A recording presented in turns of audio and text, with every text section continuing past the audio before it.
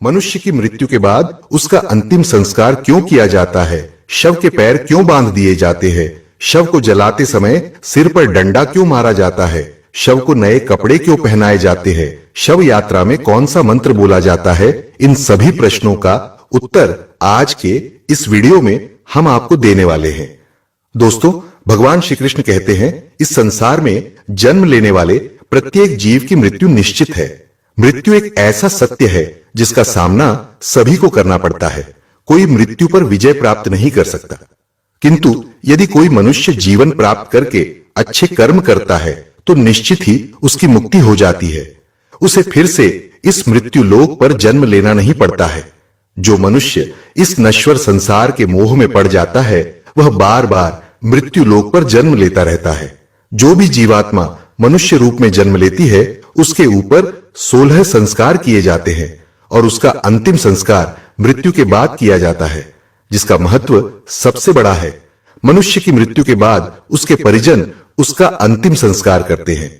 जिस व्यक्ति का अंतिम संस्कार शास्त्रों में बताई गई विधि से नहीं किया जाता है उसे कभी मुक्ति नहीं मिलती है। वह प्रेतात्मा बनकर मृत्यु लोक पर भटकता रहता है। गरुड़ पुराण में मनुष्य की मृत्यु के बाद किए जाने वाले सभी कर्म कांडों के बारे में बताया गया है। यह ज्ञान अत्यंत रहस्यमयी और महत्वपूर्ण है और इसे हर मनुष्य को अवश्य जानना चाहिए, क्योंकि यह न केवल आत्मा की मुक्ति का मार्ग प्रशस्त करता है बल्कि हमें यह भी सिखाता है कि अपने जीवन में क्या सही है और क्या गलत। यदि आप भी इस गूढ़ ज्ञान को समझना चाहते हैं तो इसे ध्यान पूर्वक सुने और इसे दूसरों तक पहुंचाएं। इस ज्ञान को अपनाकर न केवल हम अपने जीवन को सही दिशा में ले जा सकते हैं बल्कि अपनी आत्मा की शांति और मुक्ति के मार्ग को भी सुनिश्चित कर सकते हैं। वीडियो को अंत तक देखें और इस ज्ञान को अपने जीवन में धारण करें। एक समय गरुड़ जी ने भगवान श्री कृष्ण से पूछा, हे उपेंद्र, कृपया यह बताइए कि जब मनुष्य की मृत्यु होती है तब उसके कल्याण के लिए क्या करना चाहिए? कौन सा दान सबसे उचित होता है? मृत्यु से लेकर श्मशान तक पहुंचने के बीच में कौन कौन सी विधियां करनी चाहिए? जब शरीर को चिता पर जलाया जाता है तो उसकी क्या विधि होती है? मृत्यु के बाद उस आत्मा को तुरंत दूसरी देह मिलती है या कुछ समय लगता है? यमलोक या संयमनी नगरी तक पहुंचने वाले के लिए साल भर कौन कौन सी क्रियाएं करनी चाहिए? अगर कोई व्यक्ति दुराचारी या पापी हो तो उसकी मृत्यु के बाद उसका प्रायश्चित्त कैसे किया जा सकता है? और यदि मृत्यु पंचक के समय हो जाए तो पंचक शांति के लिए क्या उपाय करना चाहिए? हे देव, कृपया मुझ पर कृपा करें और मेरे इन सभी प्रश्नों का उत्तर दें ताकि मेरा भ्रम दूर हो सके। मैंने यह सब लोक कल्याण की कामना से पूछा है। भगवान श्री कृष्ण ने कहा, हे गरुड़, आपने जो प्रश्न किया है वह मनुष्यों के हित में अत्यंत महत्वपूर्ण है। अब आप ध्यान पूर्वक सुनिए। मैं आपको यह और्ध्वदैहिक विधि विस्तार से समझाता हूं। यह विषय बहुत गूढ़ है जिसे श्रुतियों और स्मृतियों में वर्णित किया गया है और जिसे इंद्रादि देवता, योगी जन तथा गहरे चिंतन में डूबे विद्वान भी पूर्ण रूप से नहीं समझ सके हैं। यह अत्यंत रहस्यमय है और मैंने इसे आज तक किसी और से साझा नहीं किया है, परंतु आप मेरे प्रिय भक्त हैं, इसलिए मैं इसे आपको बता रहा हूं। हे वैनतेय, इस संसार में पुत्र के बिना मनुष्य की गति नहीं होती। ऐसा व्यक्ति स्वर्ग का सुख भी प्राप्त नहीं कर सकता। इसीलिए हर व्यक्ति को शास्त्रानुसार यथायोग्य उपायों से संतान प्राप्त करने का प्रयास करना चाहिए। यदि मनुष्य मोक्ष प्राप्त करने में असमर्थ हो तो उसका पुत्र उसे नरक से मुक्त करता है। यही कारण है कि पुत्र और पौत्र का कर्तव्य है कि वे मृतक को कंधा दें और उसका यथाविधान अग्निदाह करें। हे गरुड़, शव के नीचे पृथ्वी पर तिल और कुश बिछाने से वह स्थान उस पवित्र नारी के समान बन जाता है जो संतान उत्पन्न करने की क्षमता रखती है। मृतक के मुख में पंचरत्न अर्थात सुवर्ण, रजत, मोती, प्रवाल और वज्र डालना ऐसा है जैसे बीज बोने की प्रक्रिया, जिससे जीव को शुभ गति प्राप्त होने का आधार बनता है। जैसे ऋतुकाल में पुष्प न होने पर गर्भधारण संभव नहीं होता, वैसे ही बिना तिल और कुश के शवभूमि जीव की शुभ योनियों में पुनर्जन्म का माध्यम नहीं बन पाती। इसलिए श्रद्धा और नियम पूर्वक तिल, कुश और पंचरत्न का उपयोग करना अनिवार्य है। यह क्रिया मृतक के शुभ कर्मों और यथायोग्य गति सुनिश्चित करने में सहायक होती है। भगवान श्री कृष्ण ने गरुड़ से कहा, हे तार्क्ष्य, जब किसी व्यक्ति के जीवन का अंतिम समय निकट हो तो उसकी मुक्ति के लिए आवश्यक विधियां पूर्ण श्रद्धा और विधि विधान से करनी चाहिए। सबसे पहले जिस भूमि पर मरणासन्न व्यक्ति को रखा जाएगा उसे गोबर से अच्छी तरह लीपना चाहिए।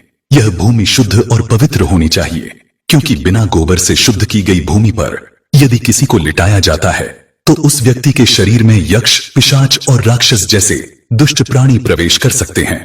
ऐसे में वह प्राणी अनंत कष्टों का सामना करता है। इसके बाद उस पवित्र भूमि पर तिल और कुश बिछाने चाहिए। ये तिल और कुश मृत व्यक्ति के लिए मार्गदर्शक की तरह काम करते हैं और उसे स्वर्ग की ओर ले जाते हैं। इस विधि से मृतक के समस्त पाप नष्ट हो जाते हैं और उसे पवित्र गति प्राप्त होती है। हे गरुड़, यदि किसी व्यक्ति को मरणासन्न अवस्था में बिना लीपी पुत्ती भूमि पर लिटा दिया जाए तो उसकी आत्मा को शांति नहीं मिलती। वह वायु के साथ भटकती रहती है और ऐसी आत्मा के लिए श्राद्ध या जल तर्पण का कोई विधान नहीं है। इसीलिए मरणासन्न व्यक्ति को उस भूमि पर ही रखना चाहिए जहां मंडल बनाकर जल से पवित्रीकरण किया गया हो। इस मंडल में ब्रह्मा, विष्णु, रुद्र, लक्ष्मी और अग्नि जैसे देवता विराजमान होते हैं और उस स्थान को पवित्र बना देते हैं। हे भद्र, यदि मंडल विहीन और अपवित्र भूमि पर कोई व्यक्ति प्राण त्याग करता है, चाहे वह बालक हो, युवा हो या वृद्ध हो, उसकी आत्मा अन्य योनि प्राप्त नहीं करती। वह आत्मा किसी भी लोक में स्थिर नहीं हो पाती और अनंत काल तक भटकती रहती है। इसलिए मरणासन्न व्यक्ति की मुक्ति के लिए उचित विधि से मंडल का निर्माण करना आवश्यक है। यही शास्त्रों द्वारा निर्धारित मार्ग है और इस मार्ग का पालन करने से मृतक को मोक्ष की प्राप्ति होती है। भगवान श्री कृष्ण ने गरुड़ से कहा, हे गरुड़, तिल मेरे पसीने से उत्पन्न हुए हैं और इसलिए वे अत्यंत पवित्र हैं। तिल का प्रयोग करने से असुर, दानव और दैत्य तुरंत भाग जाते हैं। तिल 3 प्रकार के होते हैं, श्वेत अर्थात सफेद, कृष्ण अर्थात काले और गोमूत्र के रंग के समान अर्थात हल्के भूरे। जब इनका उपयोग किया जाए तो मन में यह भावना करनी चाहिए कि ये तिल मेरे द्वारा किए गए सभी पापों को नष्ट करें। हे वैनतेय, तिल का दान अत्यंत पुण्यदायक है। मात्र एक तिल का दान स्वर्ण के 32 सेर तिल के दान के बराबर फल देता है। तर्पण, दान और होम में तिल का उपयोग अक्षय पुण्य प्रदान करता है। इसी तरह कुश मेरे शरीर के रोमों से उत्पन्न हुए हैं और तिल मेरे पसीने से। इसलिए देवताओं की तृप्ति के लिए कुश और पितरों की तृप्ति के लिए तिल का उपयोग किया जाता है। देवताओं और पितरों की तृप्ति समस्त संसार की रक्षा और सुख समृद्धि का आधार है। हे गरुड़, श्राद्ध आदि कर्मों में अपसव्य होकर कर्म करने से पितृ संतुष्ट होते हैं। तिल और कुश का उपयोग सही विधि से करने पर ब्रह्मा, विष्णु और शिव देवता भी प्रसन्न होते हैं। कुश के मूल में ब्रह्मा, मध्य भाग में विष्णु और अग्र भाग में शिव विराजमान हैं। इस प्रकार कुश को देवताओं का प्रतीक मानकर उसका उपयोग किया जाता है। हे पक्षीराज, कुछ चीजें ऐसी हैं जो कभी बासी नहीं होती, जैसे ब्राह्मण, मंत्र, कुश, अग्नि और तुलसी। इनका बार बार उपयोग पूजा और अन्य पवित्र कर्मों में किया जा सकता है। तुलसी, ब्राह्मण, गौ, विष्णु और एकादशी व्रत, ये 5 साधन संसार सागर में डूबते हुए लोगों को पार करने वाली नौका के समान हैं। हे खगेंद्र, इस संसार में विष्णु, एकादशी व्रत, भगवद गीता, तुलसी, ब्राह्मण और गौ, ये 6 साधन मुक्ति प्रदान करने वाले हैं। इन्हें षटपदी कहा गया है। ये साधन जीवन को पवित्र और मोक्ष प्राप्ति के योग्य बनाते हैं। भगवान श्री कृष्ण ने गरुड़ से कहा, हे गरुड़, जैसे तिल अत्यंत पवित्र हैं और पापों को नष्ट करते हैं, वैसे ही कुश और तुलसी भी अत्यंत पवित्र माने गए हैं। इन तीनों का उपयोग मरणासन्न व्यक्ति को दुर्गति से बचाने और मोक्ष प्रदान करने में अत्यधिक महत्वपूर्ण है। मरणासन्न व्यक्ति के लिए कुश को विशेष रूप से उपयोग में लाना चाहिए। कुश को दोनों हाथों से उखाड़कर उसे पृथ्वी पर रखकर जल से शुद्ध करना चाहिए। फिर मरणासन्न व्यक्ति के दोनों हाथों में कुश रखना चाहिए। जिस व्यक्ति के हाथों में कुश होता है और जो कुश से घिरा हुआ होता है, वह भले ही मंत्रोच्चार न कर सके, फिर भी वह भगवान विष्णु के धाम को प्राप्त करता है। हे वैनतेय, जब किसी मरणासन्न व्यक्ति को गोबर से शुद्ध की गई भूमि पर लिटाया जाता है, कुशासन पर स्थापित किया जाता है और उसे विशुद्ध अग्नि में दाह दिया जाता है, तो उसके सभी पाप नष्ट हो जाते हैं। ऐसा करना उस आत्मा के लिए मोक्ष का मार्ग प्रशस्त करता है। इसके अतिरिक्त लवण अर्थात नमक भी अत्यंत दिव्य और पवित्र माना गया है। लवण का रस प्राणियों की सभी इच्छाओं को पूर्ण करने वाला है। बिना लवण के अन्न का रस न तो प्रकट होता है और न ही वह स्वादिष्ट बनता है। यही कारण है कि लवण रस पितरों को अत्यंत प्रिय है और यह स्वर्ग प्रदान करने वाला माना जाता है। हे गरुड़, यह लवण रस भगवान विष्णु के शरीर से उत्पन्न हुआ है। जो इस तथ्य को समझते हैं वे लवण के साथ दान करने को पुण्यकारी मानते हैं। यदि किसी ब्राह्मण, क्षत्रिय, वैश्य, शूद्र या स्त्री के प्राण मरणासन्न अवस्था में निकलने में विलंब हो रहा हो तो स्वर्ग का द्वार खोलने के लिए लवण का दान करना चाहिए। लवण का दान न केवल आत्मा को शांति प्रदान करता है बल्कि उसे उच्च लोकों की प्राप्ति में सहायक होता है। भगवान श्री कृष्ण ने गरुड़ से कहा, हे पक्षींद्र, अब मैं तुम्हें मृत्यु का स्वरूप विस्तार से बताता हूं। मृत्यु ही काल है और जब उसका समय आ जाता है तो जीवात्मा का शरीर और प्राणों से वियोग हो जाता है। यह अटल सत्य है कि मृत्यु अपने समय पर ही आती है। मृत्यु के कष्ट इतने गहरे होते हैं कि उस समय प्राणी अपने सभी कर्मों और स्मृतियों को भूल जाता है। हे गरुड़, जिस प्रकार वायु बादलों को अपनी गति से खींचता और इधर उधर ले जाता है, उसी प्रकार यह संसार काल के अधीन है। सात्विक, राजस और तामस गुण सभी काल के वशीभूत हैं और प्राणियों के जीवन पर अपने अपने प्रभाव डालते हैं। सूर्य, चंद्रमा, वायु, अग्नि, आकाश, पृथ्वी, सागर, औषधियां, नदी और सभी प्राकृतिक तत्व भी काल के अनुसार उत्पन्न होते, बढ़ते, घटते और अंत में समाप्त हो जाते हैं। जब मृत्यु का समय आता है तो उससे पहले दैवयोग से कोई रोग उत्पन्न होता है। रोग के कारण शरीर कमजोर हो जाता है, इंद्रियां काम करना बंद कर देती हैं और व्यक्ति का बल, ओज और वेग समाप्त हो जाता है। मृत्यु के समय जो पीड़ा होती है वह करोड़ों बिच्छुओं के एक साथ काटने जैसी होती है। यह पीड़ा इतनी तीव्र होती है कि व्यक्ति हाहाकार करता है लेकिन उसे कोई राहत नहीं मिलती। उस समय यमदूत प्रकट होते हैं और वे बलपूर्वक प्राणों को खींचने लगते हैं। प्राण कंठ में अटक जाते हैं और व्यक्ति का चेहरा विकृत हो जाता है। उसकी आंखें स्थिर हो जाती हैं, मुंह से फेन और लार निकलने लगती है। उसके बाद शरीर में स्थित अंगूठे के आकार का सूक्ष्म पुरुष अर्थात आत्मा यमदूतों के द्वारा खींचा जाता है। वह आत्मा अपने घर और प्रियजनों को देखकर विलाप करती है लेकिन कोई उसे रोक नहीं पाता। मृत्यु के समय शरीर में प्रवाहित वायु क्रोधित हो जाती है। यह वायु इतनी तीव्र होती है कि शरीर के भीतर अग्नि तत्व भी प्रज्वलित हो उठता है। यह अग्नि बिना ईंधन के जलती है और शरीर के मर्म स्थानों को भेदती है जिससे प्राणी को असहनीय कष्ट होता है। परंतु जो लोग भक्ति में लीन रहते हैं और भोग विलास से दूर रहते हैं उनके लिए यह प्रक्रिया सहज होती है। जो सत्य बोलते हैं, किसी का विश्वास नहीं तोड़ते, धर्म के मार्ग पर चलते हैं और सच्चे श्रद्धावान होते हैं, उन्हें सुखपूर्वक मृत्यु प्राप्त होती है। इसके विपरीत जो लोग झूठ बोलते हैं, विश्वासघात करते हैं और वेदों की निंदा करते हैं, उनकी मृत्यु अत्यंत कष्टदायक होती है। उन्हें लेने के लिए भयावह यमदूत आते हैं जो लाठी और मुदगर लिए होते हैं और दुर्गंध से भरे होते हैं।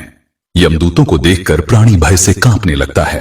वह अपने माता पिता, पुत्र और प्रियजनों को पुकारता है लेकिन कोई उसकी सहायता नहीं कर पाता।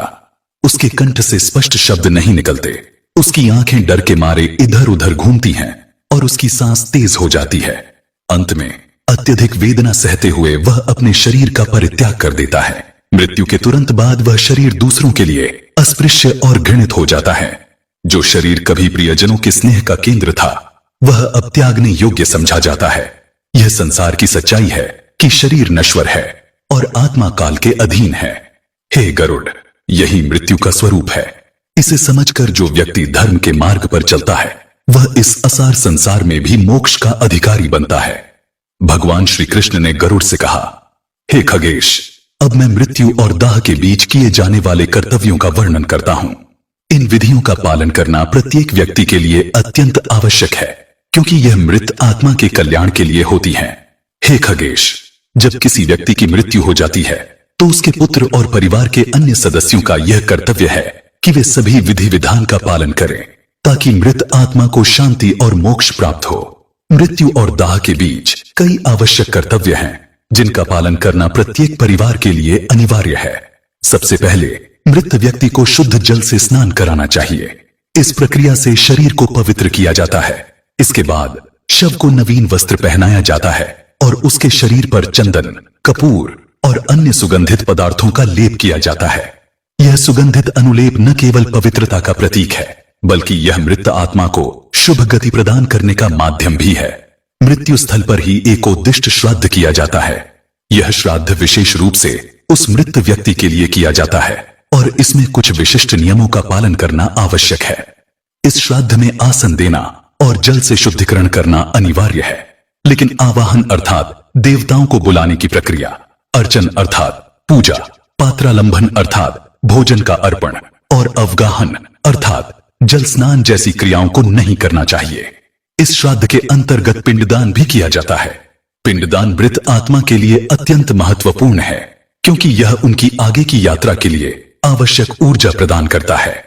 पिंडदान के साथ अन्नदान का संकल्प भी लिया जा सकता है, जो मृत आत्मा के कल्याण के लिए किया जाता है। दाह संस्कार के मार्ग में और दाह स्थान पर पिंडदान विशेष स्थानों पर किया जाता है।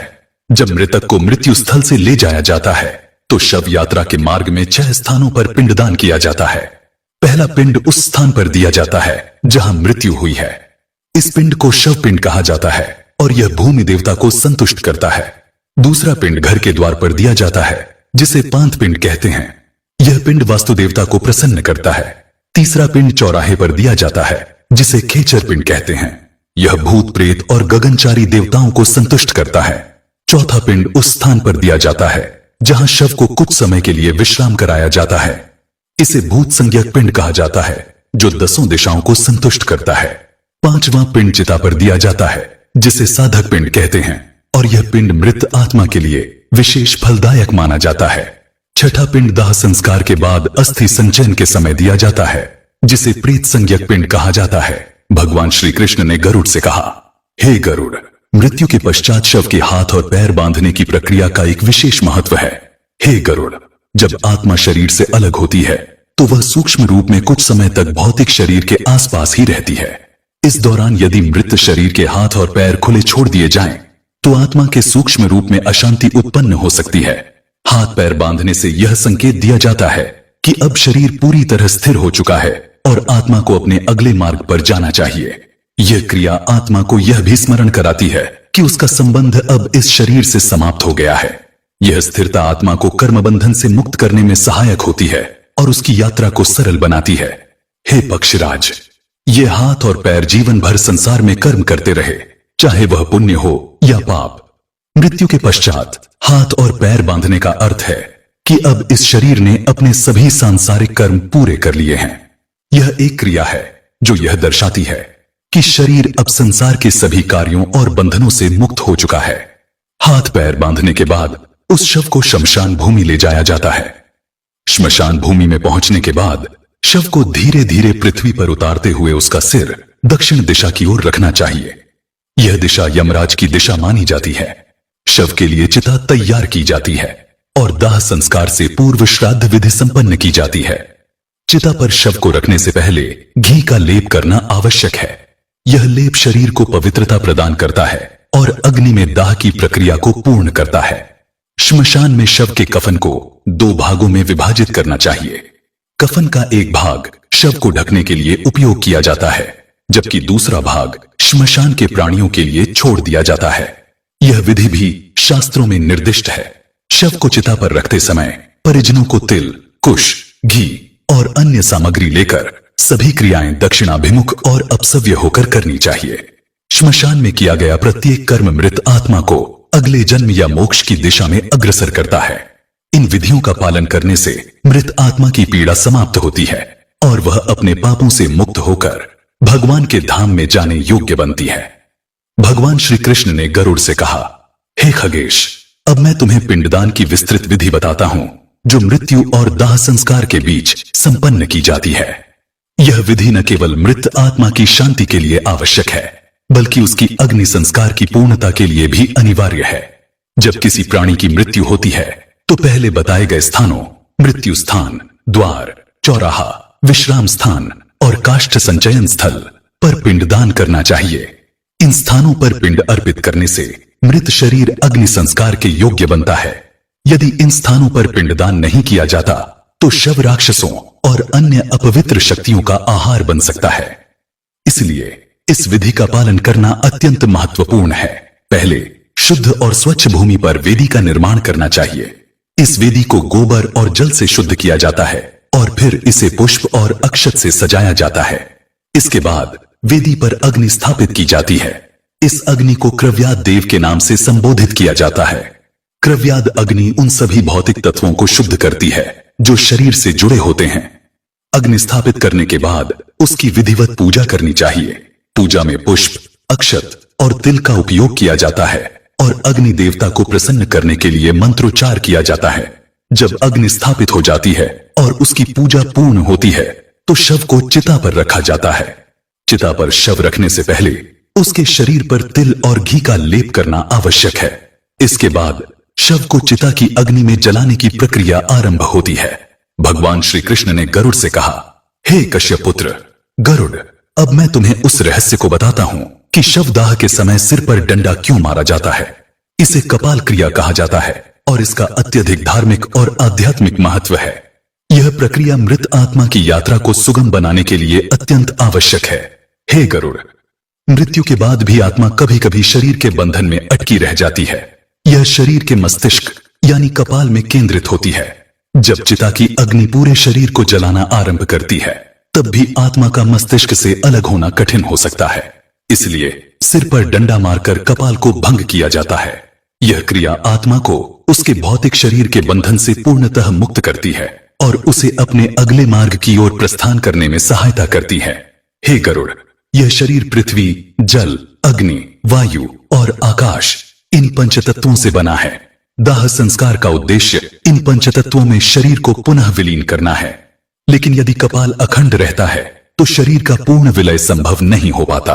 कपाल को तोड़ने से यह सुनिश्चित होता है कि शरीर के सभी तत्व सही तरीके से अग्नि में परिवर्तित होकर पंचतत्वों में समाहित हो जाएं। हे खगेश, यह समझ लो कि आत्मा अमर और अजर है, लेकिन शरीर नश्वर है। जब तक कपाल क्रिया नहीं होती तब तक आत्मा को अपने शरीर से पूर्णतः अलग होने में कठिनाई हो सकती है। यह प्रक्रिया यह सुनिश्चित करती है कि आत्मा अपने कर्मों के अनुसार स्वर्ग, पितृलोक, यमलोक या मोक्ष की ओर यात्रा कर सके। हे गरुड़, कपाल क्रिया आत्मा को उस अंतिम बंधन से मुक्त करती है जो उसे इस संसार से जोड़ता है। यह एक शुभ कर्म है जिसे शवदाह संस्कार का हिस्सा बनाकर आत्मा को शुभ गति प्रदान की जाती है। जो लोग इस क्रिया को पूर्ण विधि से करते हैं वे मृत आत्मा को अपने कर्तव्यों के अनुसार विदा करने में सफल होते हैं। इस प्रकार हे गरुड़, कपाल क्रिया का उद्देश्य न केवल शरीर का पूर्ण दाह करना है बल्कि आत्मा को संसार के बंधनों से मुक्त कर उसकी यात्रा को सहज और पवित्र बनाना है। इसे धर्म और शास्त्रों में आवश्यक बताया गया है। हे कश्यपुत्र गरुड़, जब शव का आधा भाग अग्नि में जल जाए तो क्रिया करने वाले व्यक्ति को विशेष मंत्र का उच्चारण करना चाहिए। अस्मात्व मधिजातोसी त्वदयम जायताम पुनः असौ स्वर्गाय लोकाय स्वाहा। मंत्र का अर्थ है, हे अग्निदेव, आप इसी शरीर से उत्पन्न हुए हैं। अब यह आत्मा आपके माध्यम से पुनः उत्पन्न हो। यह अमुक नाम वाला व्यक्ति स्वर्ग लोक को प्राप्त करे। मंत्रोच्चार के बाद तिल और घृत से मिश्रित आहुति चिता पर चढ़ाई जाती है।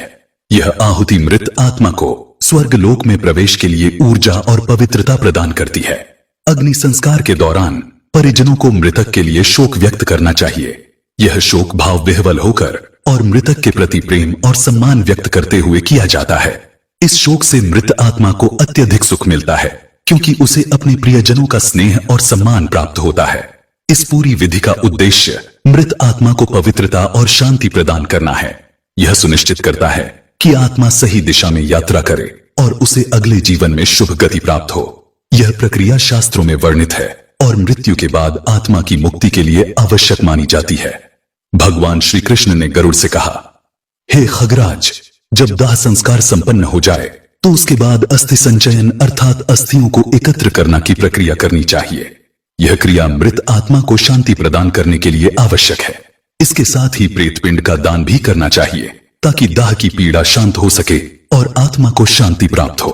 दाह संस्कार के बाद जो भी परिजन चिता स्थल पर उपस्थित हों उन्हें चिता की प्रदक्षिणा करनी चाहिए। यह प्रदक्षिणा चिता के चारों ओर घड़ी की सुई की दिशा में घूमते हुए की जाती है। प्रदक्षिणा करते समय सभी को शांत भाव से मृत आत्मा के लिए मंत्र या सूक्त का जाप करना चाहिए। इसके बाद सभी लोग स्नान करने के लिए पास के जलाशय, नदी या किसी अन्य जल स्रोत पर जाएं। स्नान के लिए पहुंचकर पहले अपने वस्त्रों को पानी से धोएं और फिर वही वस्त्र पहनें। इस दौरान मन में मृत आत्मा का ध्यान करें और प्रार्थना करें कि वह आत्मा शांति प्राप्त करे। स्नान करने से पहले यह भावना करें कि मृत आत्मा ने प्रेत रूप में आपसे जलदान की आज्ञा दी है। इस भावना के साथ मौन रहते हुए जल में प्रवेश करें। स्नान करते समय कुछ बातें ध्यान में रखें। जल को जोर से हिलाएं या उथल पुथल न करें। अपनी शिखा अर्थात बालों की गांठ खोलें और अपसव्य होकर अर्थात दक्षिण दिशा की ओर मुख करके स्नान करें। स्नान के बाद किनारे पर आकर शिखा को पुनः बांध लें और अपने वस्त्र ठीक करें। स्नान के बाद कुश को दक्षिण दिशा की ओर करके अपने दोनों हाथों में रखें। इसके बाद तिल और जल से भरे अंजलि अर्थात हथेलियां बनाकर मृत आत्मा के लिए तिलोदक अर्थात तिलयुक्त जल का दान करें। यह जलदान 1 बार, 3 बार या 10 बार किया जा सकता है और इसे पृथ्वी पर या किसी पत्थर पर अर्पित करना चाहिए। तिलोदक देते समय यह भावना करनी चाहिए, हे अमुक गोत्र में जन्मे अमुक नाम वाले प्रेत, मैं तुम्हें यह तिल और जल अर्पित कर रहा हूं। इसे स्वीकार करो और इससे संतृप्त हो जाओ। यह कहते हुए तिल और जल का अर्पण करें। यह तिलोदक दान मृत आत्मा को तृप्ति और शांति प्रदान करता है और उसे प्रेत योनि से मुक्ति दिलाने में सहायक होता है।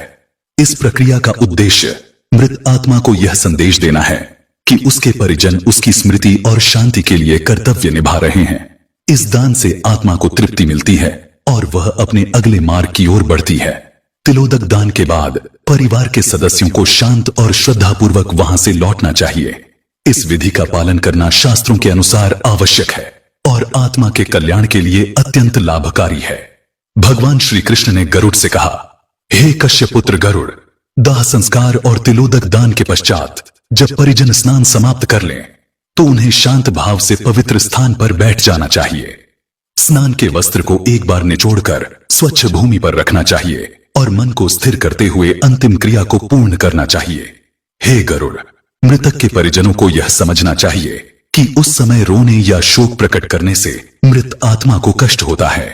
जब परिजन रोते हैं तो उनके आंसू और कफ मृत आत्मा को विवश होकर ग्रहण करने पड़ते हैं, जिससे वह और अधिक पीड़ा का अनुभव करती है। इसलिए परिजनों को रोने से बचना चाहिए और पूरी श्रद्धा और शक्ति के साथ विधियों को पूर्ण करना चाहिए। उस समय किसी विद्वान व्यक्ति या पुराणज्ञ को उपस्थित होकर परिवार के सदस्यों को संसार की नश्वरता का बोध कराना चाहिए। वह यह समझाए कि हे प्रियजनों, यह शरीर केले के वृक्ष की तरह अत्यंत नाशवान है। यह जल के बुलबुले के समान क्षणभंगुर है। जो इस शरीर में स्थायित्व या सार ढूंढता है वह मूर्ख है। जब यह शरीर पृथ्वी, जल, अग्नि, वायु और आकाश के 5 तत्वों से बना है तो मृत्यु के बाद यह उन्हीं तत्वों में विलीन हो जाता है। ऐसे में शोक करना व्यर्थ है। जब यह पृथ्वी, समुद्र और स्वर्ग तक नष्ट हो जाते हैं तो यह नश्वर संसार भी अंततः नष्ट होगा। इसलिए किसी भी चीज को स्थायी मानकर शोक करना व्यर्थ है। इस प्रकार के उपदेश से परिवार के सदस्य शोक से मुक्त हो सकते हैं और अपने कर्तव्यों पर ध्यान केंद्रित कर सकते हैं। जब परिवार के सदस्य घर लौटें तो उन्हें पहले से द्वार पर रखी नीम की पत्तियां चबानी चाहिए। नीम शुद्धि और स्वास्थ्य के लिए उपयोगी मानी जाती है। इसके बाद आचमन करें अर्थात जल का पवित्र रूप से सेवन करें। फिर अग्नि, जल, गोबर, श्वेत सरसों, दूर्वा अर्थात घास, प्रवाल अर्थात मूंगा, वृषभ अर्थात बैल और अन्य शुभ वस्तुओं को स्पर्श करें। पैर से पत्थर का स्पर्श करें, जो यह दर्शाता है कि अब वे मानसिक और शारीरिक रूप से स्थिर हैं। धीरे धीरे घर में प्रवेश करें। शांत भाव से अपनी सामान्य दिनचर्या की ओर लौटें और मृत आत्मा के लिए शुभ कर्मों को जारी रखें। हे गरुड़, यह विधि न केवल परिवार को मानसिक शांति प्रदान करती है बल्कि मृत आत्मा को भी सुख और संतोष की प्राप्ति होती है। इसीलिए इन क्रियाओं को श्रद्धा और नियम पूर्वक करना चाहिए। भगवान श्री कृष्ण ने गरुड़ से कहा, हे खगेश, अब मैं तुम्हें इस विषय पर विस्तार से बताता हूं। छोटे बालक की मृत्यु पर क्या विधियां अपनानी चाहिए। हे गरुड़, यदि मृत्यु 2 वर्ष से कम आयु के छोटे बालक की होती है तो उसके लिए दाह संस्कार का विधान नहीं है। इस अवस्था में बालक को श्मशान भूमि में एक गड्ढा खोदकर उसमें रख देना चाहिए और मिट्टी से ढक देना चाहिए। बालक के लिए यह विधि इसीलिए है क्योंकि वह अपने जीवन में किसी भी प्रकार के कर्म बंधन या पाप पुण्य के प्रभाव में नहीं आता। हे पक्षीराज, छोटे बालक के लिए उदक क्रिया अर्थात जलदान का विधान नहीं है। इसका कारण यह है कि छोटे बालक ने कोई कर्म नहीं किया होता जिसके लिए प्रायश्चित या तर्पण की आवश्यकता हो। उसका शरीर और आत्मा दोनों ही शुद्ध माने जाते हैं। इसीलिए केवल शुद्ध और सरल विधि से उसे पृथ्वी के गोद में समर्पित कर देना चाहिए। हे गरुड़, ध्यानपूर्वक सुनो। पंचकाल को लेकर जो विधान है वह सभी को समझना आवश्यक है। पंचकाल मास की शुरुआत में धनिष्ठा नक्षत्र के आधे भाग से शुरू होकर रेवती नक्षत्र तक रहता है। इस समय को दोषपूर्ण और अशुभ माना गया है। यदि कोई व्यक्ति इस समय के दौरान मृत्यु को प्राप्त होता है तो उसे तुरंत दाह संस्कार नहीं करना चाहिए। इस समय मृतक का संस्कार करना परिवार और समाज में दुख व संकट का कारण बन सकता है। पंचकाल के दौरान मरे हुए व्यक्ति को जल भी नहीं देना चाहिए, क्योंकि इससे अशुभता और बढ़ती है। इसीलिए हे गरुड़, यह सलाह दी जाती है कि मृतक के सभी कर्म पंचकाल समाप्त होने के बाद ही करें। यदि ऐसा नहीं किया जाता तो मृतक के पुत्र और सगोत्रियों को कष्ट सहना पड़ सकता है। यदि अत्यधिक आवश्यकता हो और पंचकाल में ही दाह संस्कार करना पड़े तो कुछ विशेष उपाय करना चाहिए। दाह संस्कार के स्थान पर कुश से 4 पुतले बनाएं। इन पुतलों को नक्षत्र मंत्रों से अभिमंत्रित करें और उन्हें मृतक के साथ रखें। फिर विधि पूर्वक वैदिक मंत्रों के साथ संस्कार करें। यह उपाय करने से पंचकाल का दोष समाप्त हो जाता है और घर में किसी प्रकार की हानि नहीं होती। हे गरुड़, पंचक नक्षत्र में मृत्यु को प्राप्त हुए व्यक्ति की आत्मा को सद्गति नहीं मिलती। इसलिए मृतक के पुत्रों को उसका कल्याण सुनिश्चित करने के लिए विशेष दान करना चाहिए। तिल, गौ, घी और सोने का दान इस दोष का निवारण करता है। इसके साथ ही ब्राह्मणों को भोजन, पादुकाएं, छत्र, स्वर्ण मुद्रा और वस्त्र दान करना चाहिए। यह सभी दान मृतक के पापों का नाश करते हैं और उसकी आत्मा को शांति प्रदान करते हैं। अंत में हे गरुड़, जब पंचक काल समाप्त हो जाए और अशौच की अवधि पूरी हो जाए तो मृतक के पुत्रों को शांति और पौष्टिक कर्म करवाना चाहिए। यह क्रियाएं न केवल मृतक की आत्मा के लिए कल्याणकारी होती हैं, बल्कि परिवार को भी शांति और समृद्धि प्रदान करती हैं। इस प्रकार हे गरुड़, पंचक काल में मृत्यु के दोष से बचने के लिए इन विधियों का पालन करना अनिवार्य है। जो लोग यह नियम अपनाते हैं वे अपने परिवार और कुल के लिए सुख और शांति सुनिश्चित करते हैं। भगवान श्री कृष्ण ने गरुड़ से कहा, हे गरुड़, जब दाह संस्कार पूरा हो जाए तब सभी परिजनों को शुद्धिकरण की प्रक्रिया का पालन करना चाहिए। स्त्रियां आगे चलें और पुरुष उनके पीछे पीछे घर लौटें। घर पहुंचने पर वे द्वार पर मृत व्यक्ति का नाम लेकर शोक व्यक्त करते हुए नीम की पत्तियां चबाएं। नीम शुद्धि का प्रतीक है और आत्मा तथा घर को अशुद्धि से मुक्त करता है। इसके बाद सभी पत्थर पर खड़े होकर आचमन करें। पत्थर पर खड़ा होना उनकी मानसिक और शारीरिक स्थिरता का प्रतीक है और आचमन उनके भीतर की शुद्धि को दर्शाता है। हे गरुड़, जब वे घर के भीतर प्रवेश करें तो यह समझें कि अब 10 रात्रियों का अशौच काल आरंभ हो गया है। इस काल में पुत्र, पौत्र और सगोत्री परिजनों को कई नियमों का पालन करना आवश्यक है। इस अवधि में उन्हें बाहर से खरीदा हुआ भोजन ग्रहण करना चाहिए। भोजन में न तो नमक का उपयोग हो, न किसी प्रकार का क्षार। सभी को अत्यंत साधारण भोजन करना चाहिए। यदि संभव हो तो 1 या 3 दिन का उपवास करना चाहिए। हे खगेश, इस अशौच के समय सभी परिजनों को पृथ्वी पर ही सोना चाहिए। उन्हें बिछौने का उपयोग नहीं करना चाहिए और एक दूसरे के शरीर का स्पर्श करने से भी बचना चाहिए। यह अवधि आत्म संयम और शुद्धता के लिए है। हे गरुड़, इस दौरान ब्रह्मचर्य का पालन अनिवार्य है। शोक से व्यथित परिजनों को दान और अध्ययन जैसे कार्यों से भी दूर रहना चाहिए।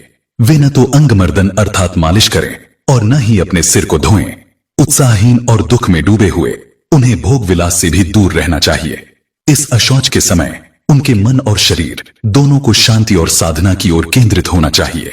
हे गरुड़, भोजन मिट्टी के बने पात्रों या पत्तलों में करना चाहिए, क्योंकि ये पवित्रता का प्रतीक है। इस अवधि में परिजन अपनी सामान्य आदतों और सुख सुविधाओं का त्याग करें, ताकि मृत आत्मा के प्रति उनका श्रद्धा भाव पूर्ण रूप से प्रकट हो सके।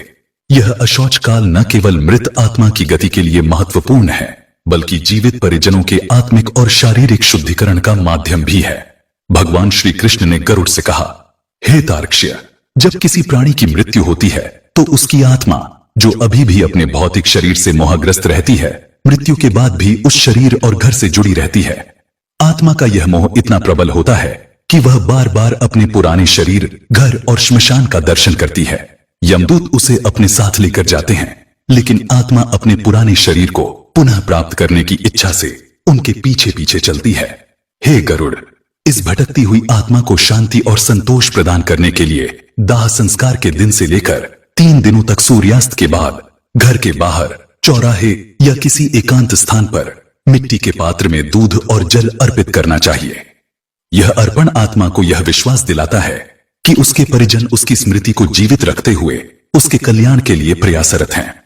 यह भावना आत्मा को अपने भौतिक शरीर और इस संसार के बंधनों से धीरे धीरे मुक्त करने में सहायता करती है। तो दोस्तों, इस प्रकार से भगवान श्री कृष्ण ने गरुड़ जी को मनुष्य के मृत्यु के बाद की अंतिम यात्रा का रहस्य समझाया है। उम्मीद है आपको यह जानकारी अच्छी लगी होगी। वीडियो को लाइक जरूर करें और कमेंट में जय श्री कृष्ण अवश्य लिखें। साथ ही चैनल को सब्सक्राइब करें।